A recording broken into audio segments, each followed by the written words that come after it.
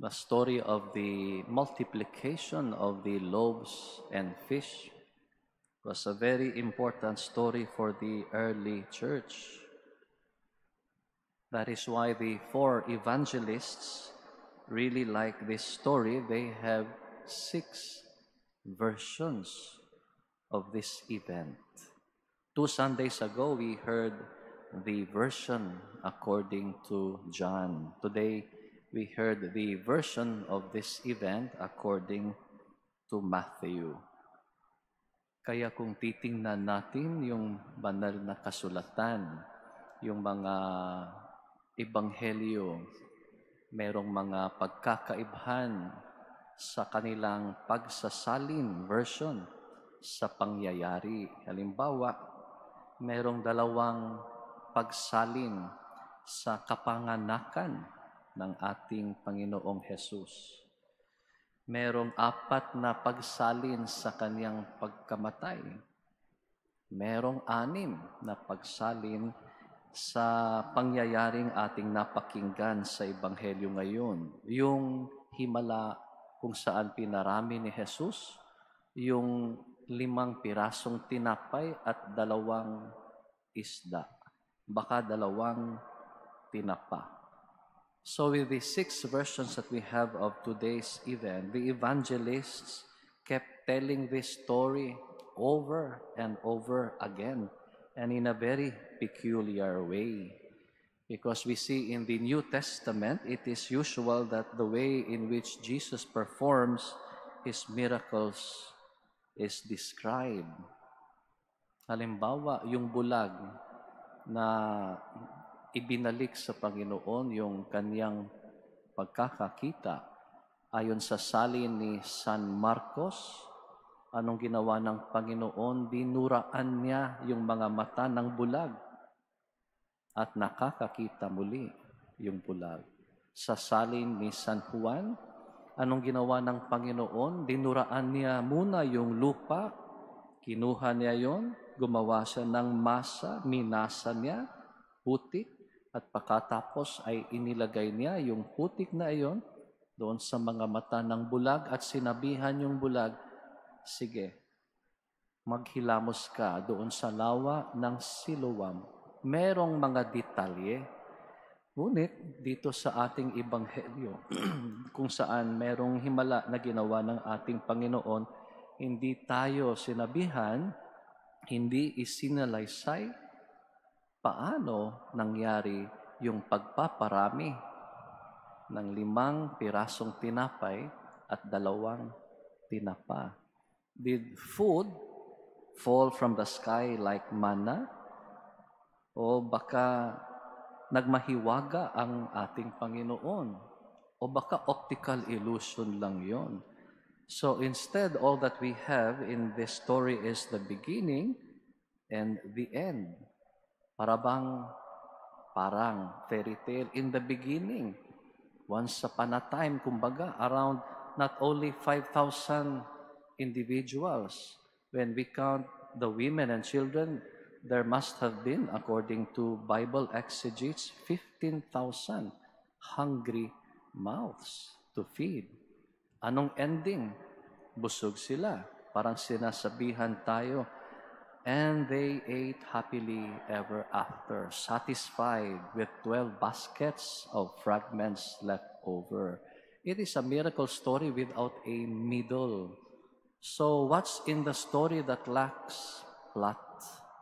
This strange miracle story was so important in the early church, to the early church, because it provided them and provides us with a clear definition of faith. Faith is what God can do for you. Faith is not what we can do for God. Faith is what God can do for you. Faith is believing that God knows our troubles. Alam niya yung ating mga hangarin, yung ating mga ligalig at hindi niya tayo iiwanan. Kaya sa Ebanghelyo, nung nakita ni Jesus yung kakapalan ng mga tao, ano ang nasa isipan niya? Pagkain ay hindi natin pwedeng pauuwiin ito. Walang laman yung tiyan, gabi na nga. Maghanap tayo ng pagkain. He will not abandon us. He will give us provision for the journey. He will feed us. Even though we do not know how, God will do this. Kaya hindi po maipagpalagay ng mga apostol, paano nga ba ito mangyari? Panginoon, meron lang kami dito, 5 pirasong tinapay, 2 isda. Aanhin ito sa hindi lang 5,000, kundi 15,000 katao. This is the first ever fast food service in all of human history. A vast catering service provided by the Lord. What good are 5 loaves and 2 fish for 15,000, not only 5,000 hungry mouths to feed? So faith is believing that God knows our hunger and He will satisfy it, even though we cannot picture how such solution might occur. Kaya kung ating isalin ang pangyayaring ito sa ating buhay ngayon, ganito ang mangyari. When we are worried about a family member who is struggling, probably with some form of anxiety or depression, struggling with drugs probably, faith is believing that God knows that problem and somehow will lead the person we love to a better place, even though we think the situation seems hopeless. Or when we have a relationship with someone that is physically, that is morally, mentally, financially abusive, kung nandoon ka sa isang relasyon na iyon, anong gagawin mo? Ang payo ko, lumabas kayo sa relasyon na iyon, hindi yon makatutulong sa iyo, hindi yon ikinabubuti sa iyo. But faith is believing that God sees that rupture and He is working to bring it to a place of some resolution, even though we cannot imagine how that will take place. Or probably when we have to recover from a serious disease, siguro meron tayong big C, cancer. Or probably dahil lumalangoy tayo panahon ng bagyong Karina, nagka-leptospirosis tayo. O siguro nagkaroon tayo noon ng COVID-19 at marami tayong mga pangamba. Dahil siguro, mamamatay ako dito, i-intubate ako dito. Faith is believing that God knows our fears and He will give us strength even though it seems impossible to us. Tayo po ay nabubuhay sa isang mundo na marami pong mga himala, lalong-lalo na araw-araw. Ating matatamasa yung mga himalang yon sa banal na misa.